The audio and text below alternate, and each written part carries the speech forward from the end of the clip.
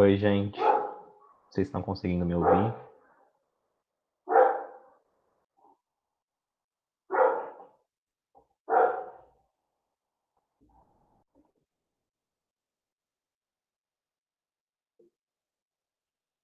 Podem falar também, se vocês quiserem. Desmutar o microfone, por enquanto, podem falar.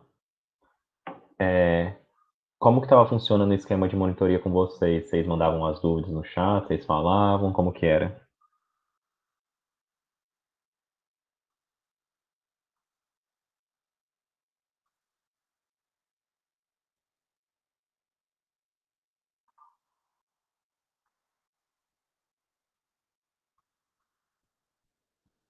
Quem me dá um feedback, gente?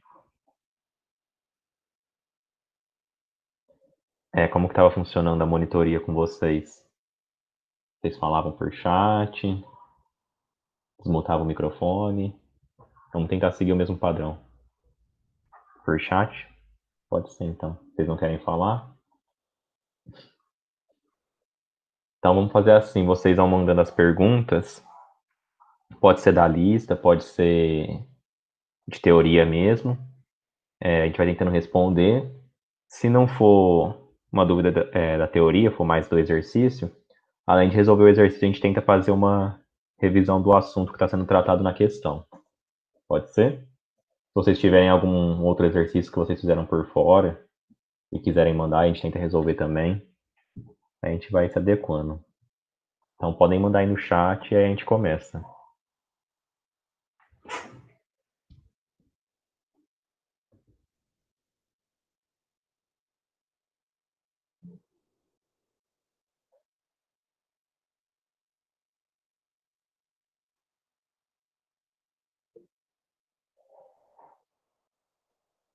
Tá, então eu vou abrir aqui a questão.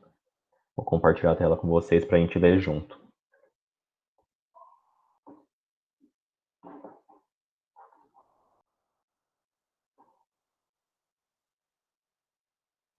Vocês estão vendo minha tela? Tô vendo. Tá, então eu vou abrir ela aqui, ó.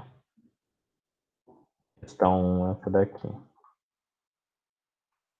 Então, assim, dois átomos genéricos, A e B, são isótopos e suas características constam no quadro abaixo. Aí ele dá uma tabelinha que apresenta o elemento A, o elemento B, o seu número de próton, ou número atômico, que a gente chama de Z, e o seu número de massa, que é representado pela letra A. Então, aqui, na leitura dessa tabela, o único cuidado que a gente tem que ter a mais é de não confundir, né, o elemento A com o número de massa A, mas fora isso, é uma leitura bem simples. Na questão fala que os átomos genéricos A e B são isótopos.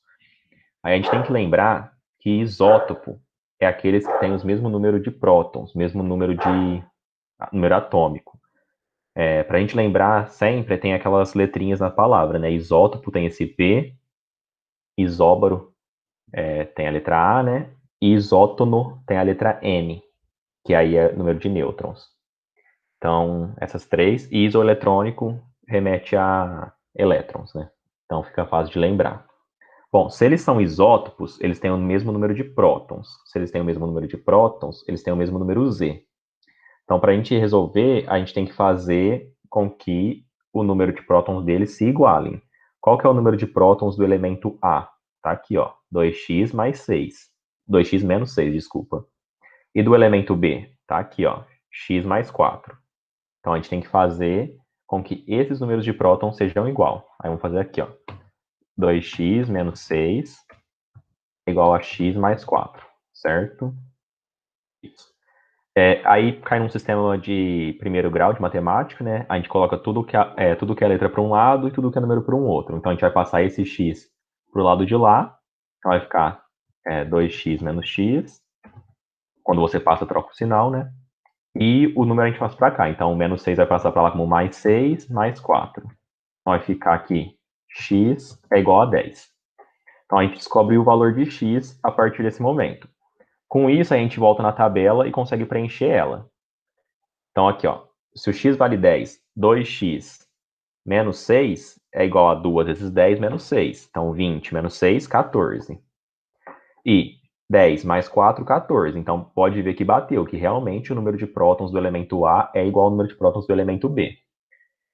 O número de massa de A, 10 mais 18, dá 28.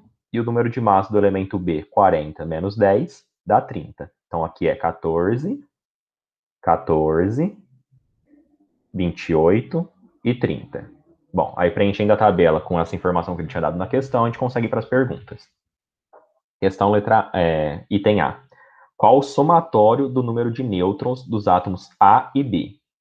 Bom, para a gente achar o número de nêutrons, a gente tem que usar aquela formulinha que A, que é o número de massa, é igual a Z, número de prótons, mais N, número de nêutrons, certo? Vou colocar aqui, ó, para o átomo A. Então a gente volta lá na tabela. Para o átomo A, qual que era o número de prótons?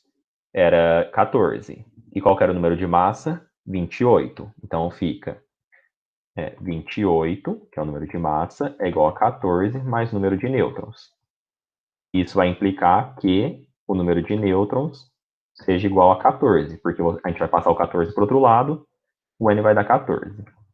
Para o átomo, ele chama como B, né? Para o átomo B, qual que era o número de massa? Volta lá para ver. Era 40 menos 10, 30. E o número de prótons, 14, porque são isótopos. Então, 30 é igual a 14 mais M. Resolvendo essa equaçãozinha, o N vai dar 16, certo? Só que a questão não pergunta o número de nêutrons de cada átomo, ele pergunta o somatório. Então, a gente coloca, portanto, o somatório do número de nêutrons é igual a 30, que é o 14 mais os 16 que a gente achou. Certo? Esse seria o item A. Vou colocar aqui. E o item B. Vamos ver o que ele pergunta. O item B. Demonstre sua distribuição por camadas. Bom, eu mandei para vocês agora há pouco no grupo do WhatsApp um vídeo ensinando a montar o diagrama de Linus Pauling. Nesse caso, você teria que montar o diagrama no cantinho para fazer a distribuição. Como eu falo no vídeo para vocês, não tem como a gente fazer uma distribuição por camadas sem antes fazer uma distribuição por subníveis de energia. Porque o que o diagrama de Linus Pauling faz para a gente é fazer a distribuição por subníveis. Só que para a gente distribuir em camadas, a gente tem que fazer primeiro em subnível e depois reorganizar. Então, de qualquer forma, você teria que montar o diagrama rapidinho no canto da prova e fazer essa distribuição eletrônica. Não precisaria colocar o diagrama na resposta da questão, só responder de fato como é a distribuição. Então, eu vou fazer aqui para vocês, aí a gente vê. Uma coisa interessante a gente observar é que na pergunta ele fala, demonstre sua distribuição por camadas. E ele não fala de quem que ele quer, se é do elemento A ou se é do elemento B. Mas ele também não precisa falar isso, porque como eles são isótopos, eles têm o mesmo número de prótons. Logo, eles também teriam o número de elétrons iguais, então a distribuição é a mesma para os dois. Por isso que ele fala só demonstre sua distribuição por camadas. Bom, o número que a gente achou é 14, né? Então, eles têm 14 prótons, consequentemente 14 elétrons, e aí a distribuição fica 1s2, 2s2, 2p6, 3s2, 3p2, porque 2 mais 2, 4, com 6, 10, com 2, 12, com mais 2, 14. Então, a gente fez a distribuição em subníveis. Mas não é isso que ele quer. O que ele quer é distribuição em camadas. E aí, como que fica? É só a gente colocar por numeral, né? Então, aqui tem o número 1s2, é a primeira camada. Tem quantos elétrons, então? 2. Então, a gente pode colocar assim, ó, K2. Segunda camada, se você somar, dá 8. Então, K, a segunda camada é a L. L igual a 8. E a terceira camada vai ter 4. KLM. M igual a 4. Você pode colocar dessa forma, ou você pode colocar 2 2, 8 e 4, como aparece no gabarito. Mas também tem uma alternativa de uma questão que é dada dessa forma e pode ser colocada dessa maneira. Basicamente é isso que fala a questão. Vocês têm alguma dúvida sobre ela, mais alguma coisa? Quiserem falar, pode falar.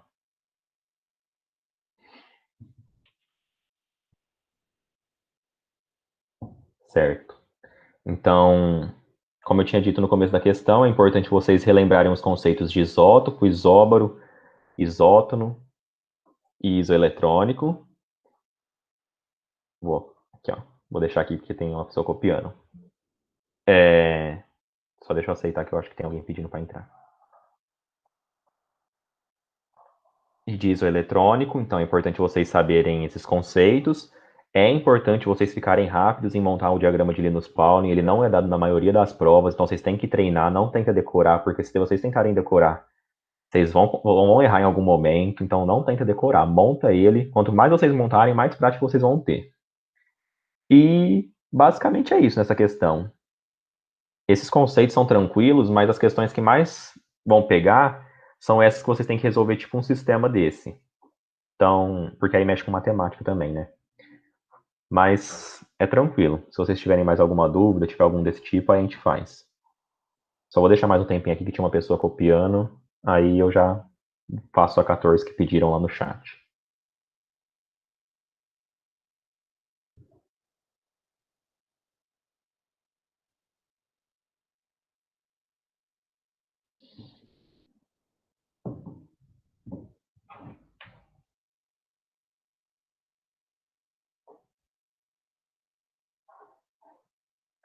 Deixa eu ver se a pessoa terminou de copiar. Acabou. Então, a questão 14, que pediram para fazer, né? Vamos abrir aqui. 10, 11, 13, 14.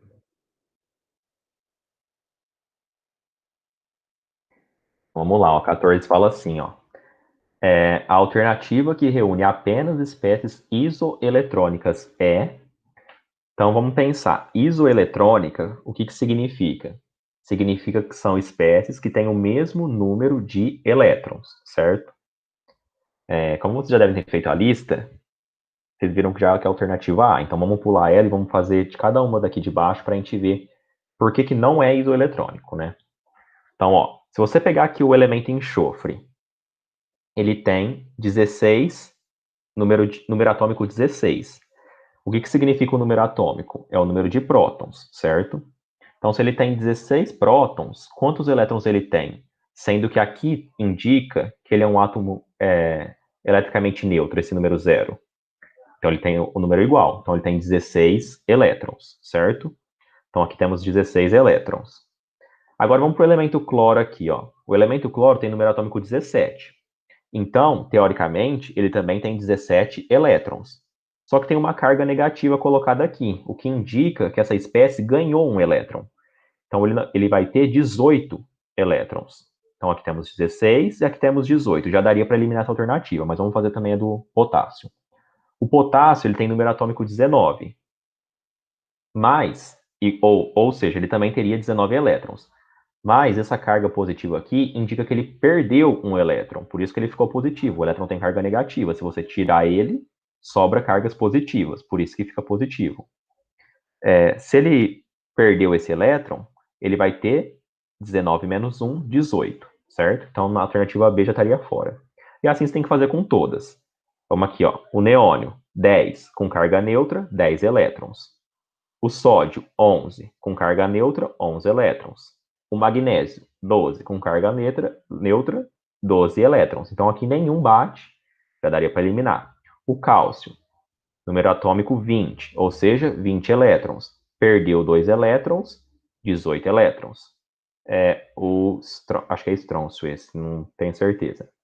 Número atômico 38, perdeu 2 elétrons, vai ficar 36 elétrons. E o bário, 56, perdeu 2 elétrons, vai ficar 54, também não bate.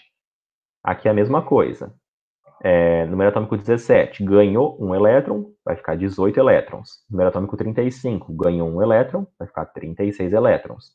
E aqui o iodo, número atômico 53, ganhou um elétron, vai ficar 54 elétrons. Também não bate. Mas aí na alternativa A, vocês vão ver que bate tudo bonitinho, ó. Fica vendo.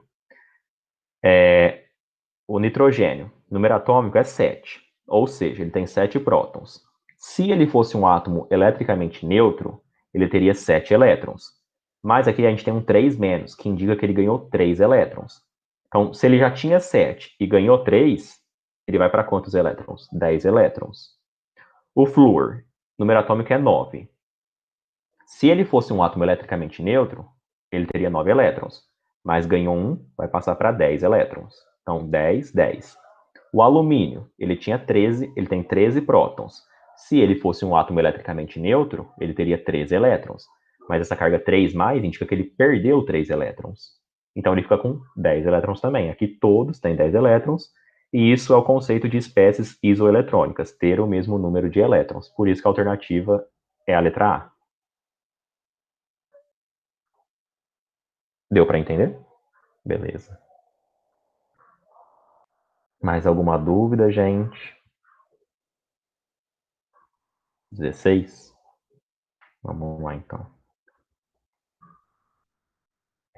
Deixa eu ver aqui. 16. Deixa eu ver se dá pra gente copiar isso pro Word, que a gente consegue resolver tudo aqui.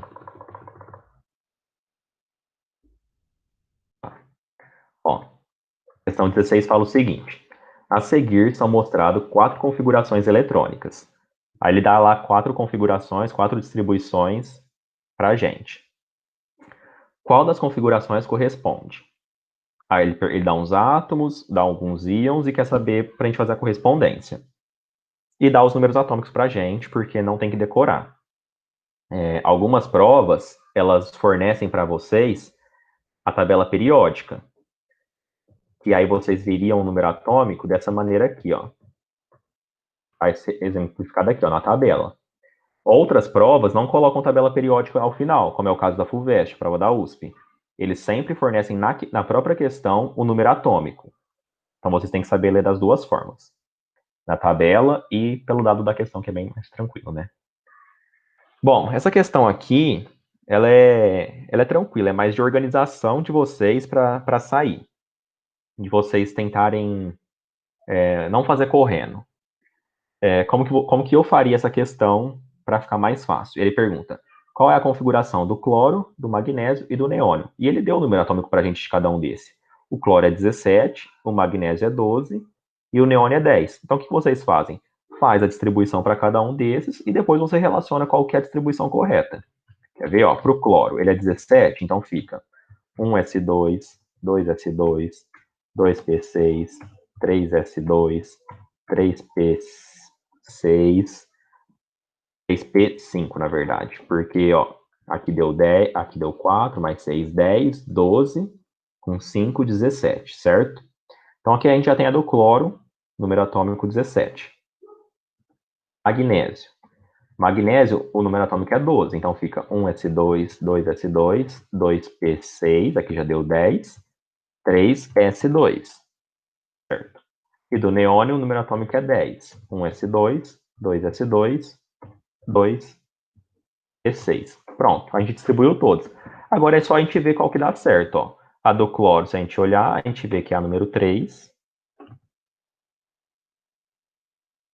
colocar aqui na frente assim, ó.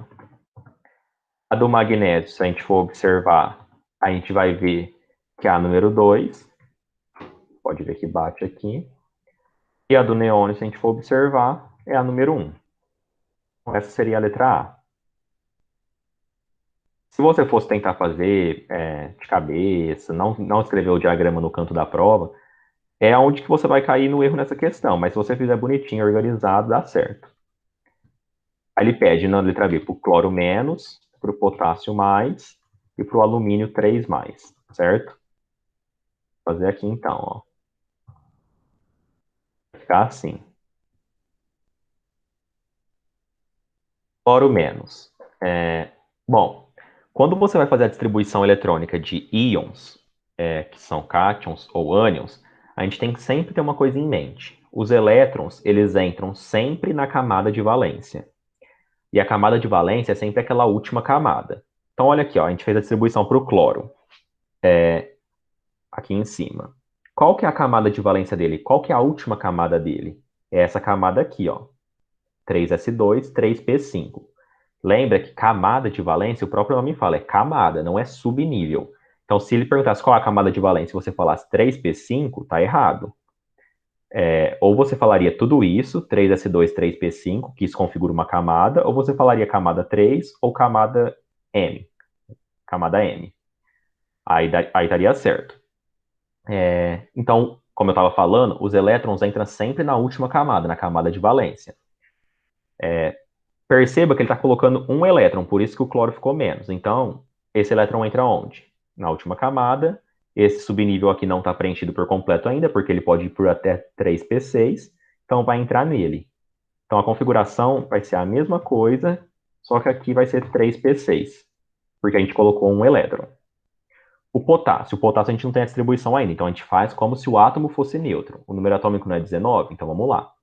1s2, 2s2, 2p6, 3s2, 3p6. Vamos somar quanto que já deu aqui até agora? 2 mais 2, 4, com 6, 10, 12, 18. Tá faltando 1. O próximo, depois de 3p6, é o 4s2, só que a gente só precisa de mais um, então é 4s1. Então, 10, 12, 18, 19. Aí aqui indica que ele ganhou um elétron, certo? Não, que ele perdeu um elétron, desculpa. Se ele perder um elétron, tem que sempre sair da última camada, como eu falei. Qual que é a última camada, a camada de valência? É a camada 4.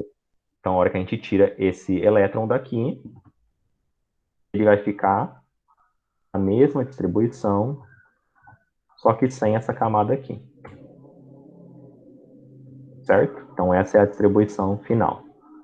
E para o alumínio, a mesma coisa. A gente não tem, então vamos distribuir 1s2, 2s2, 2p6, 3s2, 3p1. Essa é a distribuição para o alumínio neutro. Só que o íon alumínio, ele perdeu 3 elétrons. A gente tirou esses elétrons, por isso que tem um excesso de carga positiva, que é indicado por isso. Sempre sai da camada de valência. A camada de valência é essa camada aqui. Se eu tirar esse elétron desse daqui, a gente tirou um elétron. Se eu tirar esse, a gente tirou 2. Aí a gente chegou na configuração dele original. Como ele pergunta para a gente qual que é as configurações, essa daqui, se você for pegar, é igualzinha à configuração 4, como vocês podem ver. Então a resposta é 4, que é igual a essa, que a resposta também é 4, então, que é igual a essa, que é a configuração número 1. Desse jeito que faria essa questão. Alguém tem alguma dúvida?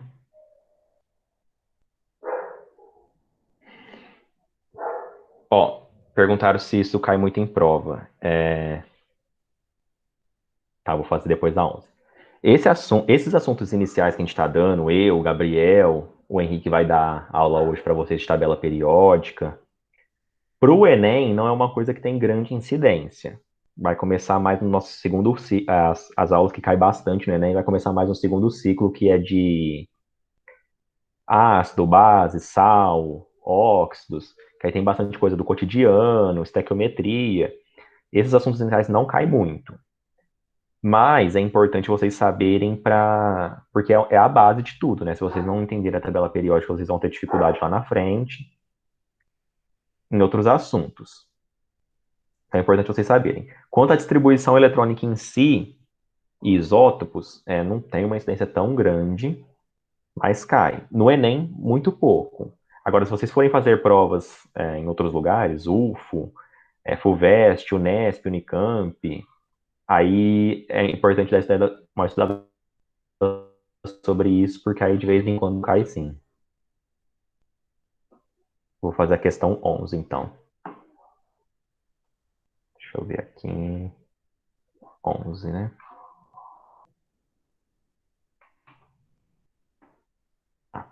A 11 eu coloquei uma questão parecida durante a aula pra gente, aí eu coloquei aqui para vocês fazerem também, ó.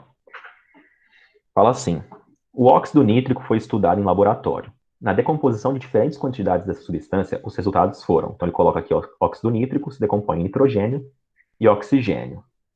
E aí pergunta: mostre que esses resultados estão de acordo com a lei de Lavoisier e com a lei de Proust. Certo? Vamos ver aqui, ó. O que a lei de Lavoisier fala para a gente? Fala o seguinte: uma reação química em sistema fechado, a soma das massas das substâncias reagentes é igual à soma das massas das substâncias produtos. É basicamente aquele: na natureza nada se cria, nada se perde, tudo se transforma. Então a gente tem uma reação, que é a transformação, a gente não pode perder nada, porque o que era reagente vai virar produto, e isso tem que ter uma conservação em massa. Como essa conservação que ele fala é em massa, por isso que ela é chamada de lei ponderal, porque ponderal é relativo à massa. Mas como que você provaria? Então, fazendo a questão, eu colocaria assim, ó. Segundo a lei de Lavoisier,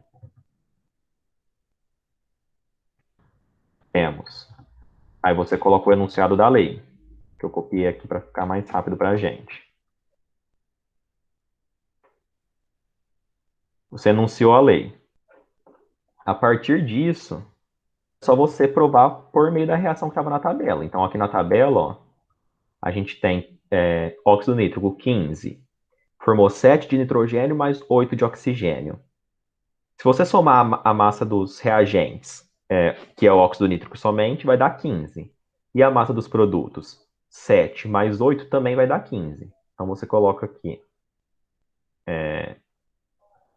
15 é igual a 7 mais 8.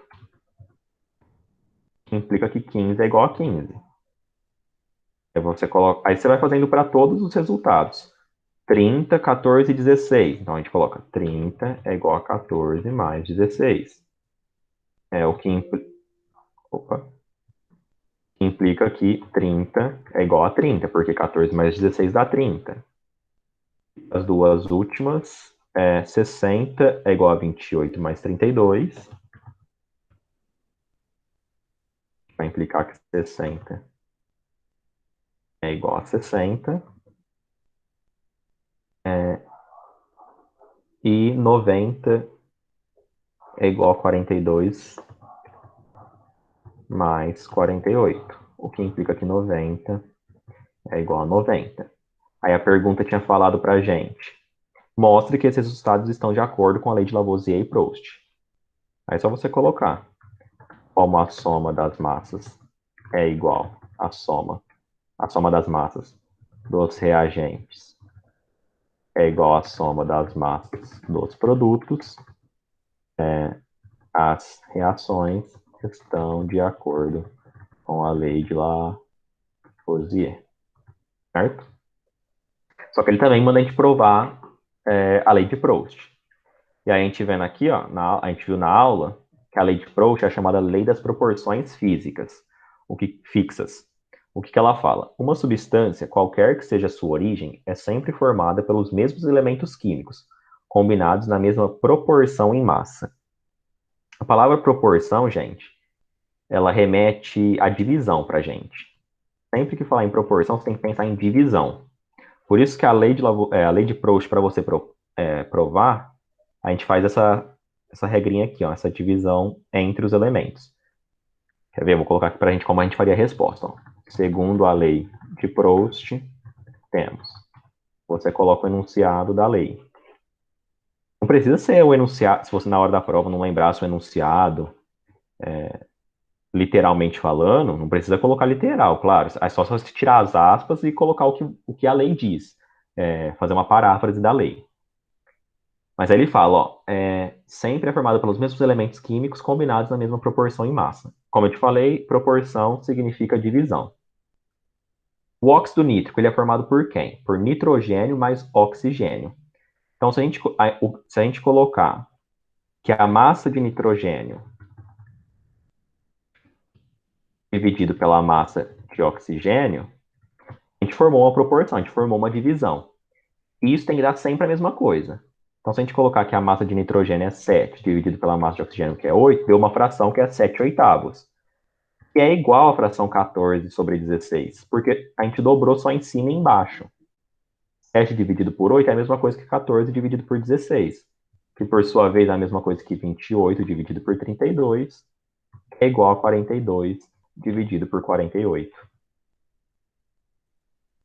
É, é só o caso de reduzir as frações que vocês vão chegar sempre em 7 sobre 8, que é a menor fração. E aí vocês colocam como a proporção em massa dos elementos formadores do óxido nítrico é sempre a mesma, a reação obedece à lei de Proust. É isso que seria a questão 11. Uma questão um pouquinho mais trabalhosa, mas, como vocês podem ver, ela nem é de vestibular, eu coloquei mais só para vocês treinarem as leis, porque é um assunto que não cai muito, mas acaba aparecendo de vez em quando. Principalmente Lavoisier. Mais alguma dúvida? 5. Vamos lá. Vira a questão 5. Tá. Questão 5 é uma questãozinha teórica, ó. Dissolva NaCC, aqui eu acho que saiu com erro de digitação, acho que é NaCl, em água. Em seguida, mergulhe um pedaço de madeira na solução, retire-o e deixe secar. Ao queimá-lo, aparece uma chama amarela. Este fenômeno ocorre porque... Então, bom, você colocou sal na água, misturou lá para dissolver. Aí você mergulhou um pedaço de madeira, ou seja, aquela água com sal impregnou na madeira. Aí você colocou a madeira para secar. A hora que você coloca a madeira para secar, a água evapora e o sal fica. Então ficou ali os cristais de sal. E o que é o sal? É NaCl, como ele fala aqui na própria questão. Teve o erro de digitação, mas é NaCl. Aí ele vai falar que a gente vai colocar esse pedaço de madeira numa chama, vai queimá-lo, e a chama vai ficar amarela. Por que que isso acontece? Para a gente explicar esse fenômeno, a gente tem que tomar como base o modelo de Bohr na evolução. Somente ele consegue explicar isso. O Bohr ele postulou que os elétrons eles têm órbitas circulares ao redor do núcleo em níveis bem definidos.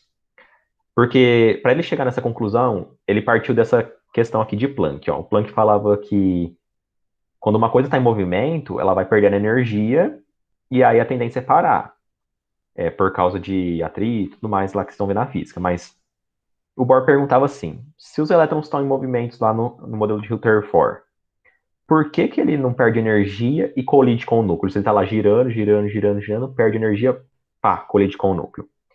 E aí ele formulou o modelo dele, em que ele fala, bom, ele não acontece isso porque o elétron está em níveis bem definidos de energia. Ele falou, a eletrosfera está quantizada, ele chama. E os elétrons estão em cada um desses níveis, que seriam as camadas e os subníveis. Quando um elétron recebe energia por uma fonte externa, ele sobe de camada. Ou seja, ele absorve essa energia e salta de camada. Quando ele retorna para sua camada original, porque essa energia vai ser perdida, ele emite essa energia na forma de luz, na forma de fóton, certo? E aí tem algumas aplicações para esse modelo. Como a gente pode ver, eu coloquei aqui para vocês, ó, bem pequeno, mas coloquei. Seria chamado teste de chamas, fogos de artifício. Tem uma questão que fala também de fluorescência, aquelas lâmpadas de quarto que brilham. Por que que acontece? Durante todo o dia, aquilo lá ficou tomando sol, ficou numa fonte de luz, absorvendo energia. De noite, quando você apaga, esses elétrons estão voltando para sua camada original e aí começa a brilhar. Teste de chamas, que é o que o exercício trabalha com a gente. O que acontece? Você colocou no fogo, o fogo forneceu energia para os elétrons do NaCl, ele saltou de camada, e aí quando ele volta, ele emite a sua luz, e essa luz é amarela, por isso que a chama fica amarela. Então vamos ver as alternativas. O calor transfere energia aos elétrons dessa substância, correto. Fazendo com que eles se desloquem para níveis energéticos mais altos, correto. Emitindo luz. Não, aqui está errado. Quando ele sobe para o nível mais alto, ele não emite luz nenhuma. O fóton é emitido na volta. para a camada dele de origem. Então, o que está errado aqui é o emitindo luz na ida. B. O calor transfere energia aos elétrons dessa substância, correto, fazendo com que eles se desloquem para níveis energéticos mais baixos. O que está errado é o mais baixo. Primeiro, quando ele recebe a energia, ele sobe para níveis energéticos mais altos e depois ele volta. Letra C. O calor transfere energia aos elétrons dessa substância, correto, fazendo com que eles se desloquem para níveis energéticos mais altos, correto. Quando esses elétrons excitados voltam a níveis energéticos inferiores, eles devolvem a energia absorvida sob a forma de luz. Correto. Tudo aqui está correto, é basicamente o que eu acabei de explicar para vocês. Vamos ver o erro da alternativa D. Os elétrons, para não se deslocarem do seu nível energético, ao receberem calor, emitem luz. Não. A gente viu que o elétron, quando recebe energia, ele faz o salto para camadas superiores, e aí, quando ele perde essa energia, ele devolve essa energia, ele emite o fóton.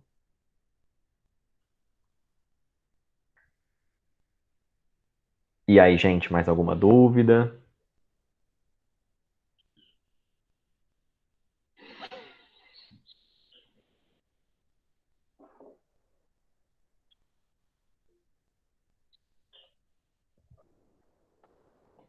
Não? Ninguém tem mais nenhuma dúvida?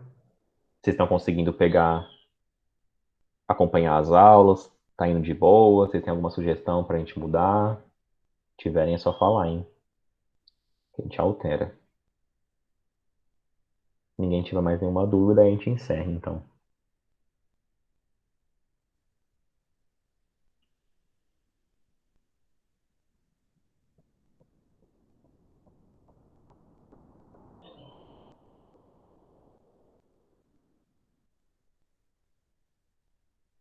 A 9, pedir a 9.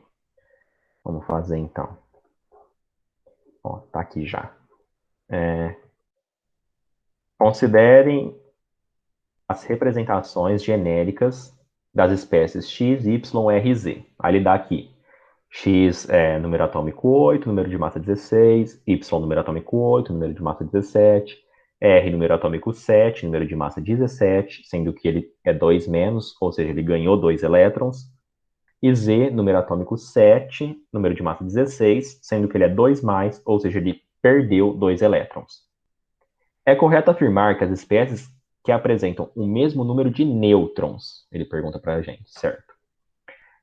Para a gente chegar ao número de nêutron, o que a gente tem que fazer? A gente tem que fazer essa formulinha aqui, ó. A é igual a Z mais N. Ou seja, o número de massa é igual ao número de prótons mais o número de nêutrons. Então, vamos fazer aqui para vocês verem. Vou copiar aqui as espécies. A gente faz. Ó, para o elemento X, vou colocar a fórmula aqui, né, para vocês lembrarem. O elemento X,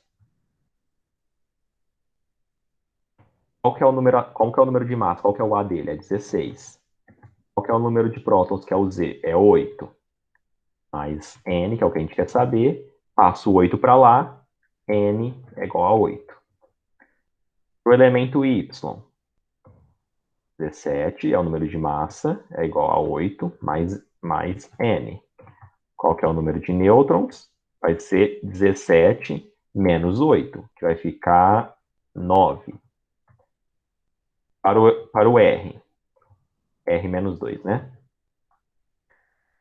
Opa, só um minuto. Qual que é? É 17, é igual a 7 mais N. O N vai ficar igual a 10. E para o elemento Z, 2 mais 16 é igual a 7 mais N. E o N vai dar 9. Perceba que nesse exercício a carga pouco importou para a gente, ele quer saber o número de nêutrons. O número de nêutrons não se altera se a gente colocar ou tirar elétrons, então não fez diferença. Ele colocou mais para confundir e tudo mais. Qual tem o mesmo número de nêutrons? O Z2+, e a Y, que tem 9 nêutrons. Y e Z2+, alternativa D. Essa seria a resposta.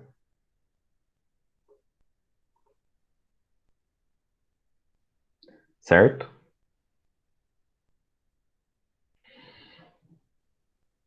Ok. Se tiverem mais alguma dúvida, pode falar.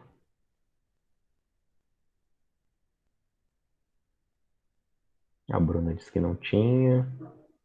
Bárbara, Gustavo, tem mais alguma dúvida?